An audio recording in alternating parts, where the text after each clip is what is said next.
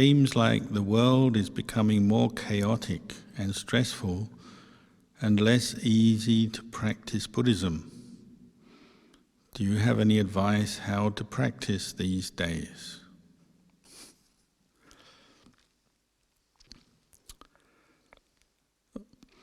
Well, I guess everybody has their own perspective on things.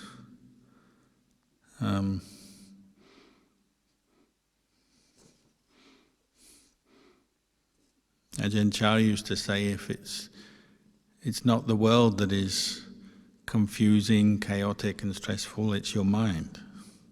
The world is just what it is. The world is made up of the physical elements, earth, air, fire and water, and then we have beings with consciousness, so human beings, animals and so on. And beings arise and pass away. They get born, get old, get sick and die. The four elements are constantly changing, arising and ceasing in different formations. And the world is just what it is. It's just the way things are. But because we have craving and attachment or clinging, then we suffer with the world. But for one who has no craving, no clinging, the noble ones, the Arahant, they don't suffer with the world. They live in the same world, but they don't suffer with it. It doesn't appear stressful or chaotic to them. It's just the way it is. People being born, getting old and dying is just normal. It's nature. Floods and earthquakes and changes in society and the economy and people's behavior, culture, they just are what they are. If you don't treat these things with craving and clinging, then the mind doesn't have to get caught up into the chaos, the stress of the world.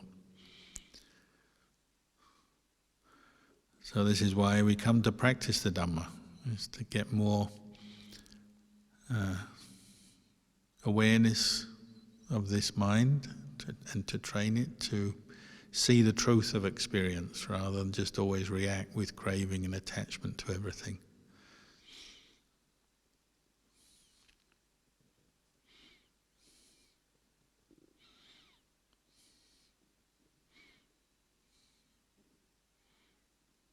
Of course, it's nice when you get the chance to meet somebody whose mind is not caught up in the stress, the chaos of the world.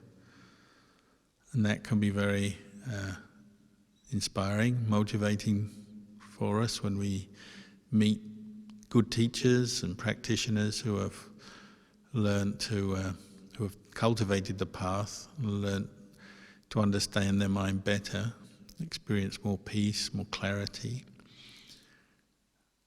That's a good starting point, isn't it? Seek out people who practice the Dhamma, teachers, Kalyana Mitta. They'll give us good advice. If you meet a good teacher, they're not going to lead you into wrong modes of action. They're not going to tell you to do things that are harmful to you. They're going to be somebody who encourages you to do more good and develop the path that will lead out of suffering, away from suffering. And if they're a good teacher or a Kalyana Mitta, then they'll keep doing that. They won't really change in that. They're not going to be one day teaching you the good things and the next day teaching you bad things or manipulating you or taking advantage of you. A true teacher, a good teacher, a true Kalyana Mitta is always giving you advice that will help you in your path out of suffering. So like in the time of the Buddha, there was one of his first disciples, Yasa, the son of the wealthy family. He was feeling that his world, the world he lived in, even though he was wealthy and had all the modcons, whatever modcons ancient India had to offer, good food, good clothes, good horses, whatever, he still felt that his world was chaotic, confusing, not peaceful. He was fed up with the way people were always rushing out to earn money and wealth and then spending on frivolous things and getting drunk and spending their free time partying and not really understanding their minds. So they're still caught up into stress, suffering, anger, fear, worry. He felt his world was very confusing and chaotic. So eventually he got so fed up he just left home. And it was his good fortune, you say good timing, he was in the right place, the right time, or we might say his good karma. He came to the Buddha, who was sitting peacefully under a tree, and the Buddha knew his mind, and the Buddha said, here is not chaotic and stressful, here is peaceful. And that's the benefit of a good teacher. Immediately they give you a sense of hope. There is a way out of all this chaos. You feel calm, relieved a little. Of course, you still have to do the practice, but the teacher gives you the confidence to practice. And you find once you have some confidence in what the Buddha taught, and then in your own ability to practice a bit, and then that sense of the chaos of the world, the stresses of the world, is less important. Doesn't bother you so much, because you start to develop these inner qualities which are immune to the chaos of the world. What we call inner wealth, Arya Sapa. Like the inner wealth, when you have some faith, you develop sila, restrained mindful conduct of body and speech. You develop a sense of chaka, you know how to let go, sacrifice, share what you have with others, help others, and develop wisdom, the ability to reflect on your experience so you can understand how to let go of suffering, end suffering. Once you develop these kind of inner qualities, then you have something independent of the world, and they're in your heart, your mind. So whatever's happening in the world, however chaotic it gets, however bad it gets, you've got something internally that you can rely on. So you're going to feel good when that happens. And whatever other people say or do, it's still a factor in your life, but it's not the most important factor. More important is your state of mind and developing these inner qualities.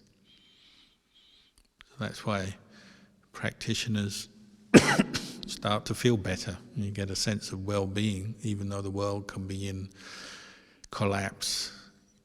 And you think, in the time of the Buddha, it could have been worse than it is now. We tend to say, things are getting bad nowadays, but actually we're a lot better off in so many ways. Materially, we're much better off than in the time of the Buddha.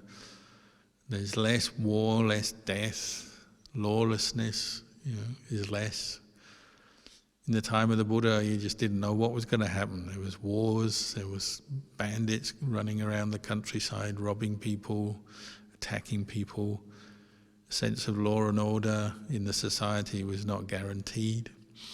There was no healthcare system. If you got ill, if you had COVID-19 in the time of the Buddha, you'd be relying on whatever herbs you could get from the forest maybe. There's no doctors and nurses. So we're actually much better off these days.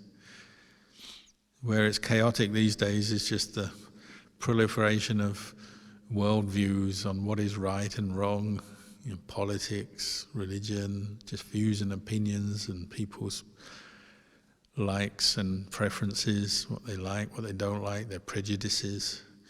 That maybe creates a sense of confusion in the modern world, and technology can spread that as well. But actually, we're better off than in the time of the Buddha. So maybe sometimes another way to develop some understanding is just stop and appreciate what's good about the world and not just focus on what's wrong with it or what's bad. The world currently has a pandemic, but we also have healthcare systems and medicines and ways of dealing with it. There are some conflicts in the world, but they're fairly limited, and there's ways and means that we try to employ to resolve conflicts.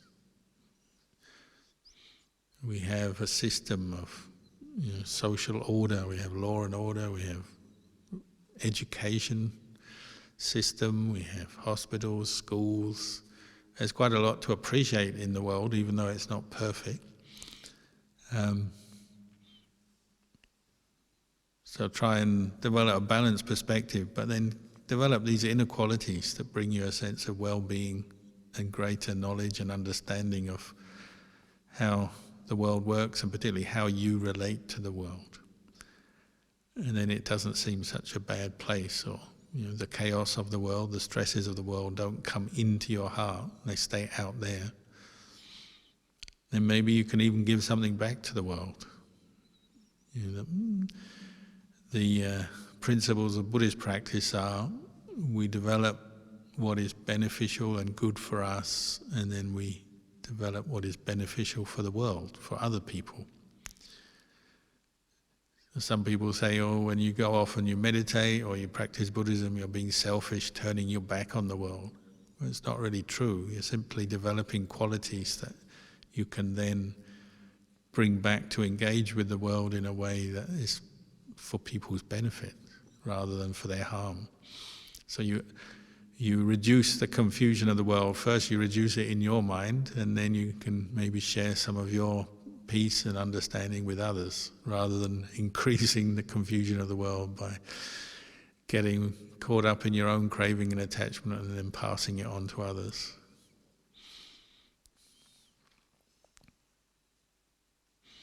So the actual practice these days hasn't changed. Developing the Eightfold Path, as we just chanted. Sila, Samadhi, Panya hasn't changed since the time of the Buddha. It's the external things of society, the environment and so on have changed, but the human mind hasn't changed very much. So these same teachings, same practices we can still apply, but it's up to us.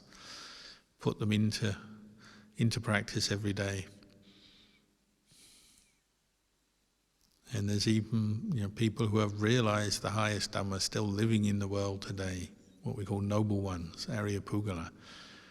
And they're reminding us that you can practice. This practice does work. It does bring people peace, understanding, frees them from suffering. So it's a living tradition. It's not something that died out with the Buddha thousands of years ago. These teachings are still applicable today. And we're actually lucky today because you can, with things like this, you've got live stream, you've got technology that can give you access to the teachings and support your practice in a way that was impossible 50 or 100 years ago. If you want to hear the words of the Buddha, or read the words of the Buddha, or hear teachings from enlightened masters, you can, with one click of the button. In the old days, when I first went to Thailand and stayed at Wat Anachat, you had to walk 2 hours to go and see Ajahn Chah in the heat, with dogs chasing you. Earlier than that, in the time of Ajahn Mun, Ajahn Chah's teacher, say when Ajahn Chah was a younger monk, you had to walk everywhere for many, many days to see a teacher, maybe. And then you got one teaching and then you walked away again for another many days. There were less teachings available. Now everything is available. Perhaps that makes us spoiled, doesn't it? It makes us spoiled for choice, makes us choosy and a little bit maybe non-committal. So you try this teacher one day and that teaching and technique another day. Try a little bit of this, a little bit of that, depending on your mood, how you feel, or maybe just say, today I'm not going to do anything. I've had enough of Buddhism. I'm going to do something else. I'm just going to indulge, sleep a lot, eat a lot, entertain myself a lot. That's probably one of the causes for chaos, isn't it? The world is a very sensual place, and we got the senses, got so much at our fingertips. We can indulge ourselves so easily.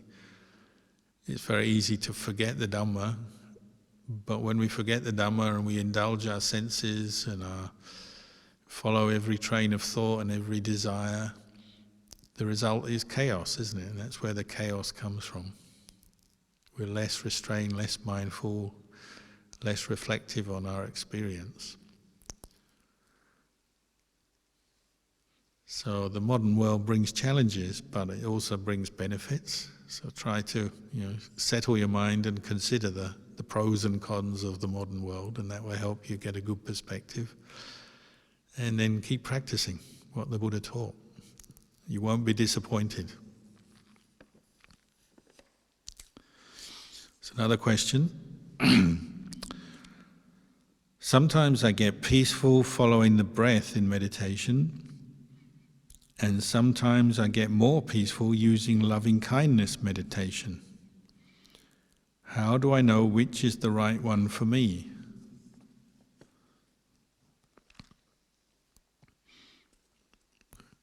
Perhaps the simple answer is whatever works. If the breath is working, we'll do it, use it.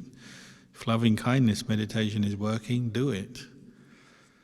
There are many meditation techniques we can use. In the Buddhist text, there's 40 main meditations, but actually you can create your own versions as well. And like say, people take a different Pali word as their mantra or their meditation words. It could be Buddha or Buddho, Dhammo, Sangho, but then you could also just recite something else. It could be the word sati, mindfulness, or anything else at all. There are the main meditation objects and then all their sub meditation objects you could use. But the breath and loving kindness are two of the most popular, and there's reasons for that. The breath is something we all have, so it's a very universally available meditation object. It's the meditation object the Buddha used on the night of his enlightenment, and it's just been a meditation object many people have used over the centuries. And loving kindness meditation has also been used for many centuries. It's probably slightly less practiced as a meditation than, say, the breath meditation, but nevertheless, it's still a valid way to train your mind in meditation. Any meditation object, your first aim is to establish sati and sampajanya, mindfulness, clear comprehension. So we have no choice but to experiment when we're new to the practice. So you maybe take on a meditation technique from a teacher and just work with that. Or sometimes people just experiment for themselves. But sooner or later you have to come to a conclusion you're going to commit to a meditation object, and that might be based on experience.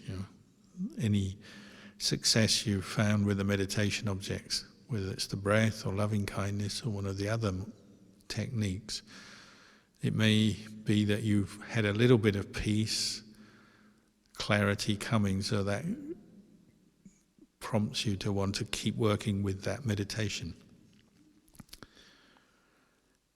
But there's many factors in our practice, like see the Eightfold Noble Path itself has 8 factors. So, when it comes to choosing a meditation object and developing it, you probably find there are different factors influencing your practice of the meditation.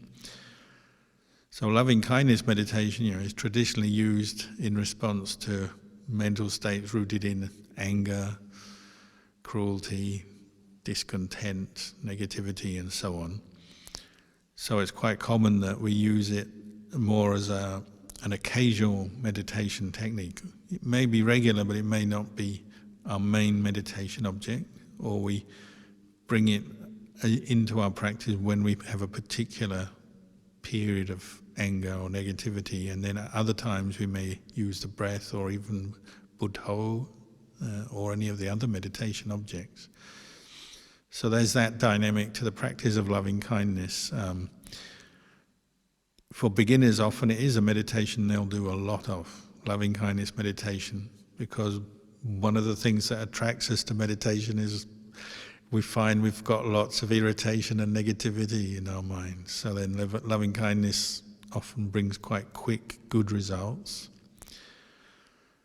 But even if you're using another meditation technique, there may still be times when you want to bring your mind to bring up and focus on mindfulness of loving kindness as a meditation.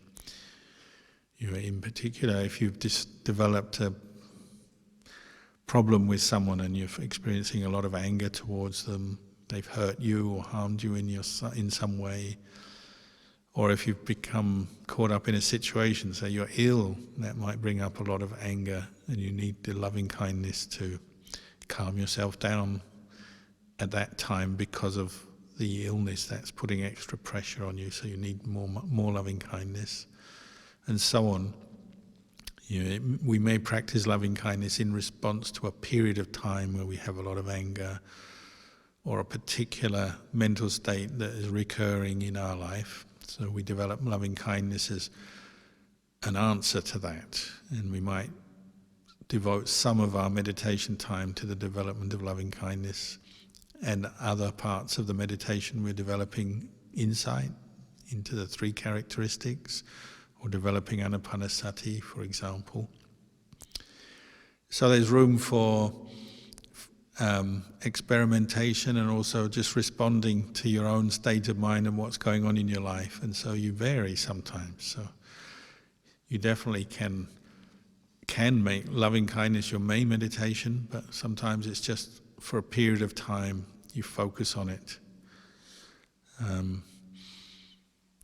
As monks, there may be a time when you're particularly working with a particular problem. So I think almost every monk I know has had a time, often it's when they're quite new to the practice, when they've had lots of anger and ill will coming up.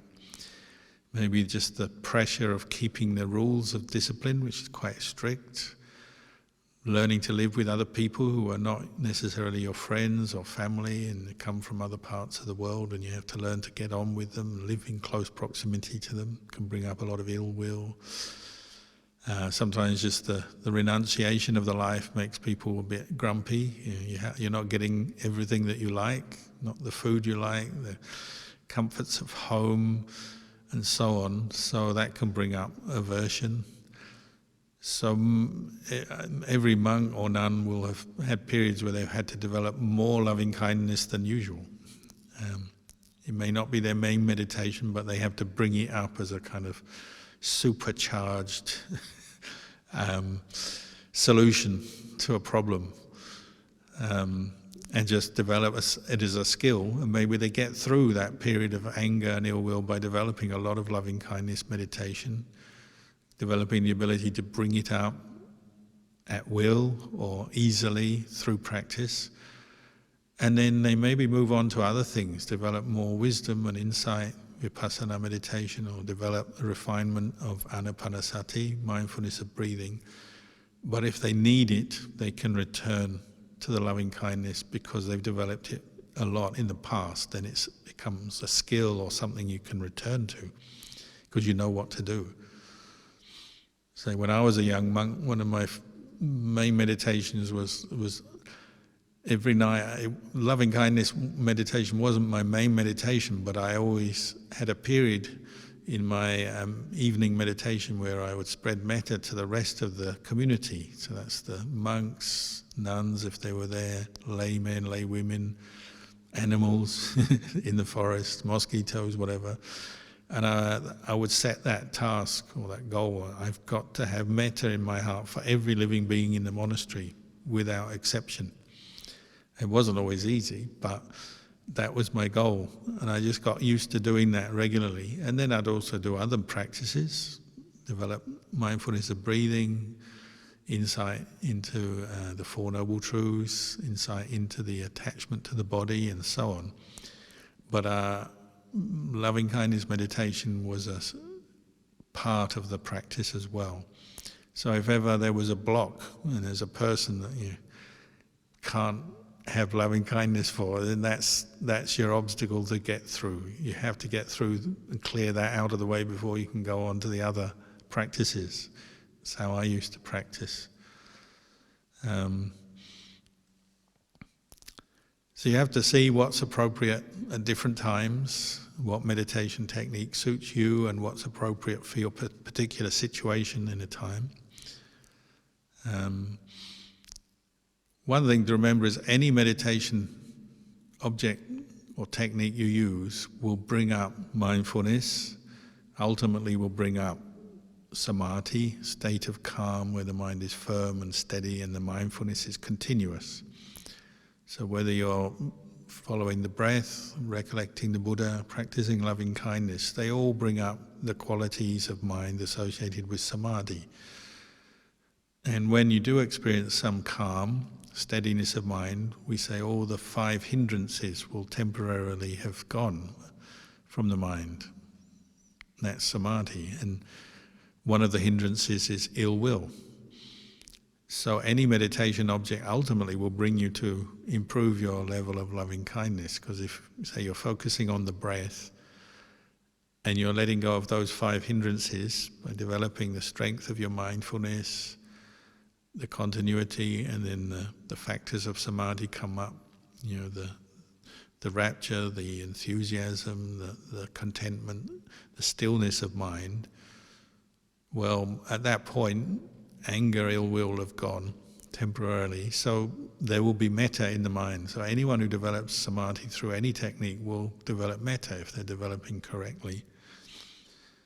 And you find that, you know, in the Sangha, there are some monks whose main meditation may be what we call asupa kammatthana, where they focus their mind on contemplating the unattractiveness of the body over and over again, contemplating the different parts of the body, or even contemplating their body as a corpse.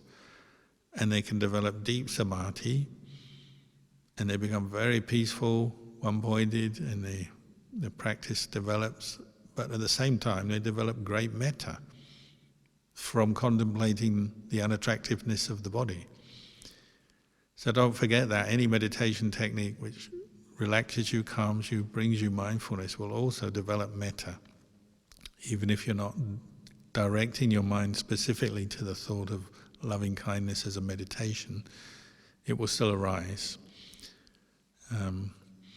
So sometimes you meet monks who have done that, and they develop their state of samadhi and then their insight focused on the body, contemplation of the body, but when the time comes they have wonderful loving kindness and they're very peaceful and forgiving and compassionate, and they're nice to be with, even though they spend all their time contemplating their body as a corpse. It sounds weird, but it's true.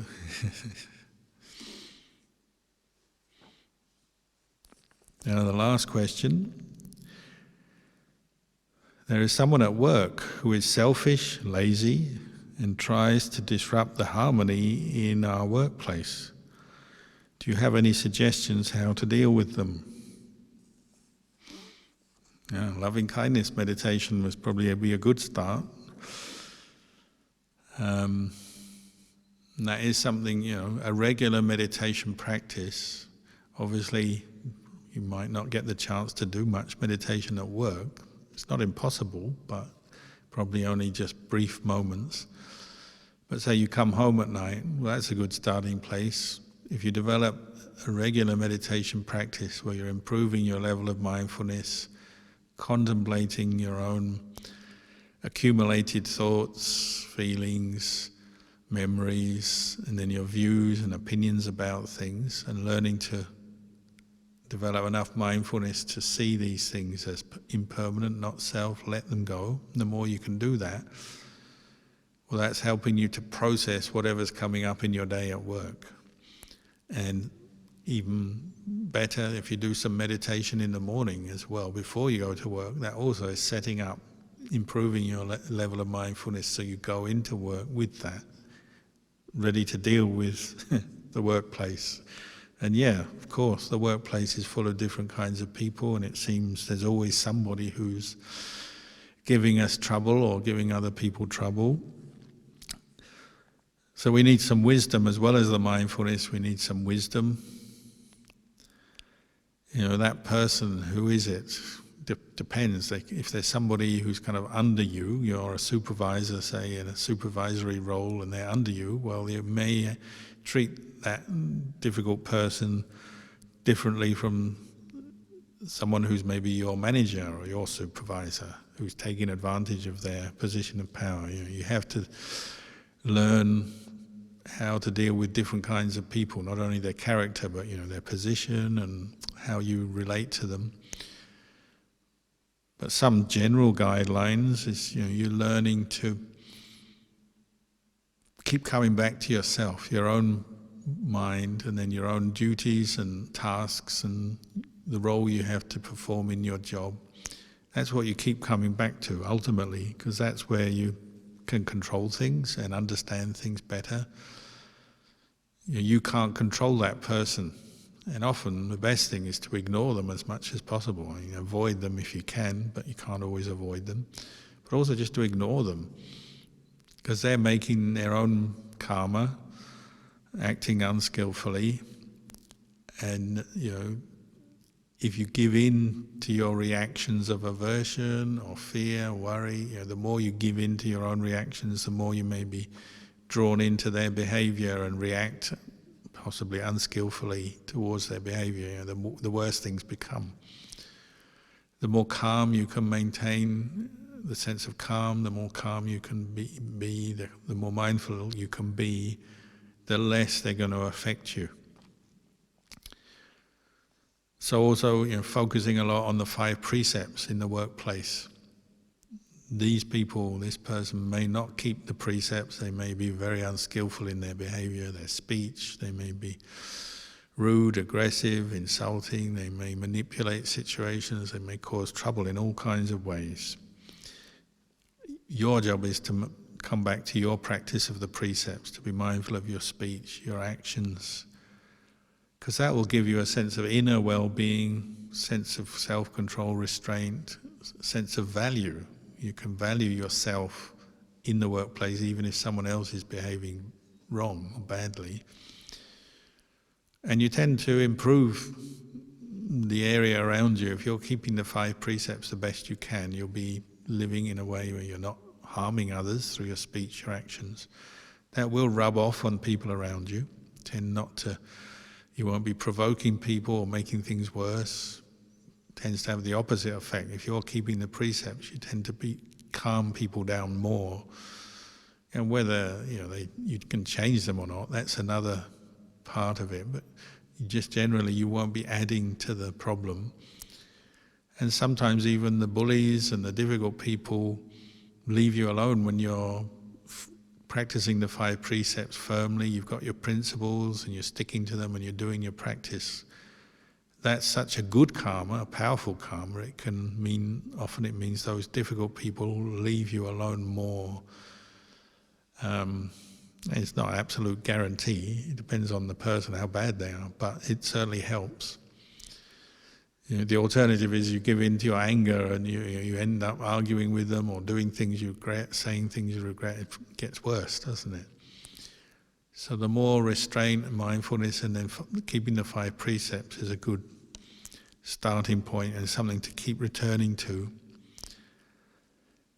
As far as whether you can really change that person may be difficult. If it's too difficult, you just have to be clear. That's not your job, not your role. They have to change themselves, or the other people higher up has to look out for them, look after them. Some people we can change little by little, but it has to come from a place of peace, mindfulness, compassion, clarity, wisdom. And whether you can really achieve that in the workplace with somebody like this, you have to gauge it. You may not be able to do much, and you have to accept that. But you can at least look after yourself in the situation and try not to accumulate aversion to that person. So when you do go home, saying you've got time to quietly meditate, or bring up the loving kindness, maybe direct it to that person. If you're finding you're getting a lot of anger towards them will bring up the loving kindness and compassion, at least as an inner reflection and an inner mind state, so that when you meet them at work, you've got the right attitude to deal with them.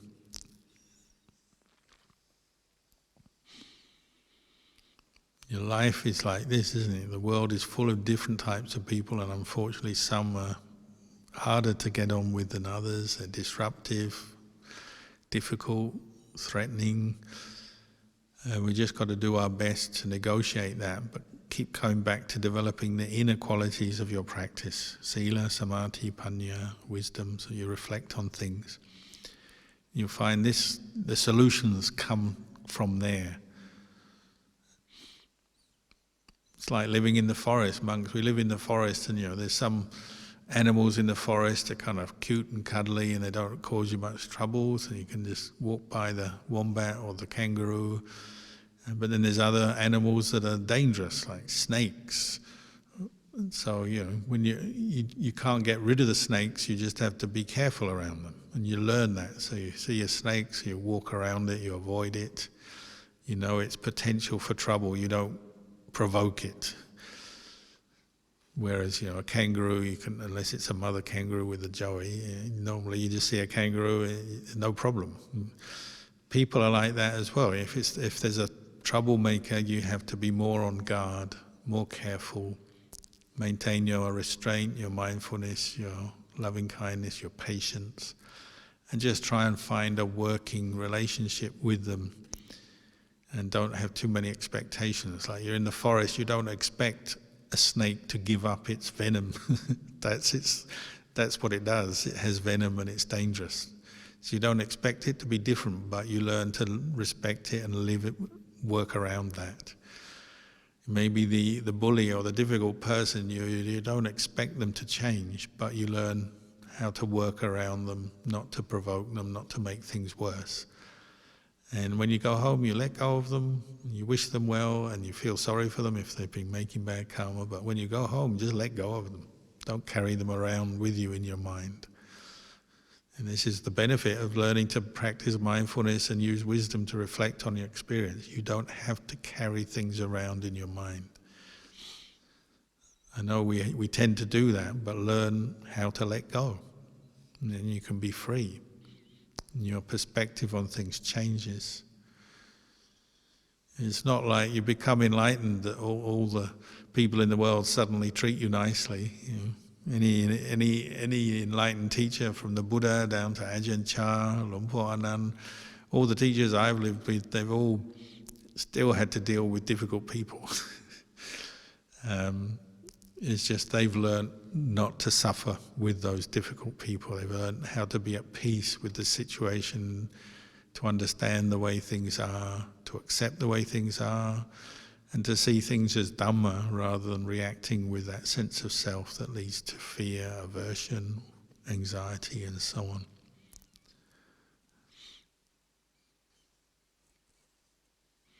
So if you've still got that thought, why is it like this? Why do they behave like this? It shouldn't be like this. That you're getting caught into your reactions then, and that's not the way out of the suffering, that's only making it worse. We have to learn how to accept things and try and maintain a good state of mind, wholesome state of mind. Then they won't bother us too much. So those are tonight's questions. We wish you well wherever you are. May you continue to be healthy and happy. And if you're having difficulties at work, well, just do the best you can. Whether you're working from home, working in an office or a workplace, you just do the best you can and keep coming back to the Dhamma. Use the Dhamma to solve your problems rather than your moods and your reactions. So we'll leave it there tonight and wish you all well.